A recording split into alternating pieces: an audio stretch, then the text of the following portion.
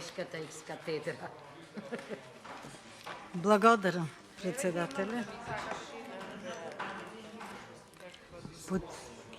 Почитуван председателе, почитувани колеги пратеници, почитувана македонска јавност, денес зборуваме за предлог на закон за изменување и дополнување на законот на за минерални суровини, по кој закон се поднесени амандмани од страна на опозицијската партија и вака како што ве слушам, како зборувате и како ги негирате амандманите, се прашувам дали вие сте истите оние борци за чист воздух и за здрава животна средина кои што дојдовте на власт со паролата "Сакаме да дишеме".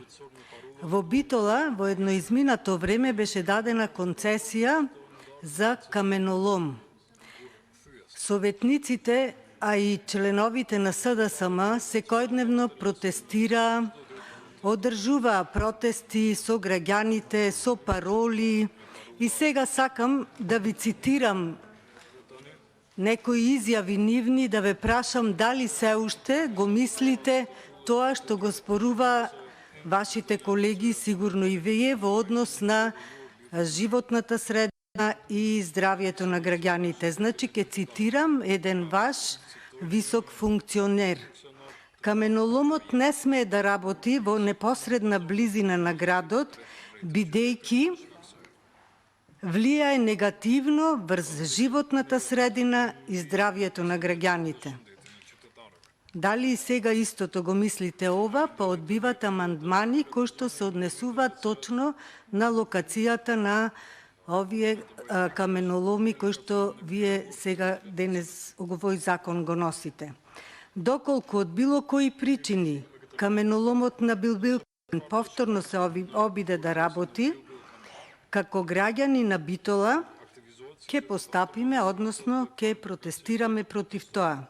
Здравието на граѓаните и чистата животна средина е над било кои лични и бизнис интереси. И затоа ги повикуваме институциите да ја проверат законската оправданост на досегашното работење на каменоломот. И сега се прашувам, дали денес бизнис интересите и личните интереси на некого се поставени како примат, па тука зборуваме цел ден 12 сати за овој закон, или ве интересира навистина животната средина и здравието на граѓаните. Само да ви кажам дека јас како член на Комисијата за екологија во Советот на општина Битола го стопирав работењето, мислам ние како комисија го стопиравме работењето на тој каменолом. Понатаму цитирам: "Упатуваме голема благодарност до сите граѓани и институции кои ни дадоа поддршка во оваа заедничка битка, а воедно апелираме до операторот уште веднаш да може да ја враќа локацијата во првобитната состојба." Рудникот за експлоатација на минерални суровини гранит на локалитетот Билбилкамен, оддалечен 2,5 километри од централното градско подрачје и само 800 метри од првото населено место, поради што се наметнуваат прашањата дали рудникот ќе има штетни последици по здравието на битолчани, дали истиот ќе влијае врз големување на бројката на заболени луѓе од респираторни заболувања, дали денес си ги поставувате истите прашања кои што ги поставувавте пред 5-6 години за здравието на граѓаните, сложувајќи се овој закон да помине така со европско знаменце, без дебата, без мислење на стручни, компетентни, без јавна расправа. Напротив, значи, докажувате дека воопшто не се интересирате за животната средина и за здравието на граѓаните, туку, ќе повторам, ве интересираат бизнис интересите на некого. Дали е направена физибилити студија и ако има, зошто истата не е доставена на увид на советниците во Советот на општина Битола? Значи, тогаш прашувате едно, а сега одбивате амандмани кои што се поврзани со советите на општините во градовите. Дали рудникот кој излегува на магистралниот пат, кој во иднина е планиран да биде експресен пат, ама со вас, фала Богу, се направи локален пат истиот, затоа што едно метро асфалт немате ставено никаде, има соодветно сообраќајно решение. Со оглед на тоа што поради рек Битола, еден од најзагадените градови, се поставува прашањето за одговор на сите дилеми во врска со изградбата на каменоломот. Концесиите на рудникот се издадени од надлежни институции на Република Македонија согласно важечката законска регулатива, меѓутоа Битола не смее да биде Чернобил. И сега се прашувам дали вие повторно стоите на овие ставови искажани пред 6 години, кога се боревте за животна средина здрава, кога боевте со бои по улиците, по институциите на државата, кажувајќи пароли за здравјето на граѓаните, а сега ке повторам, носите вакви закони со европско знаменце, злоупотребувајќи го европското знаменце, и не можам да ве разберам дали вие сте истите тие луѓе, пратеници од СДСМ кои што едно зборуваат тогаш, сега друго прават.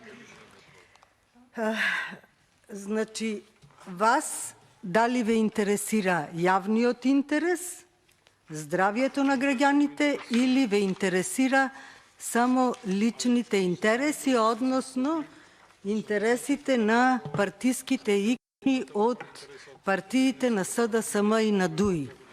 И сега, бидејќи граѓаните не знаат за што станува збор, јас ќе започнам да прочитам некои делови од законот.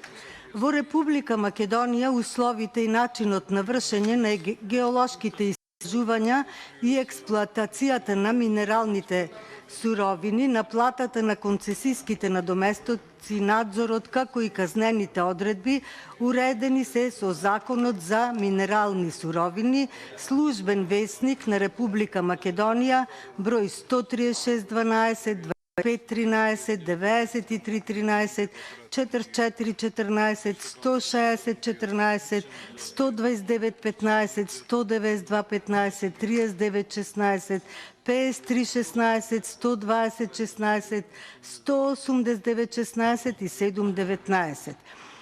Предложените измени и дополнувања на Законот на минерални суровини се во функција на усогласување на одредбите од овој закон со одредбите од Законот за прекршоци, Службен весник на Република Македонија, број 96/19. Со стапувањето на на овој закон произлегува обврската Министерството за економија во целост да ги усогласи одредбите од Законот за минерални суровини кои уредуваат спроведување на управната постапка со одредбите на новиот Закон за прекршоците. Предлог на законот се овозможува намалување на износот на глобите за субјектите доколку согласно законот за трговските друштва се класифицирани како микро и мали трговци, додека за останатите трговци класифицирани како средни и големи, износот на глобата во поголемите прекршоци се предлага да биде зголемен.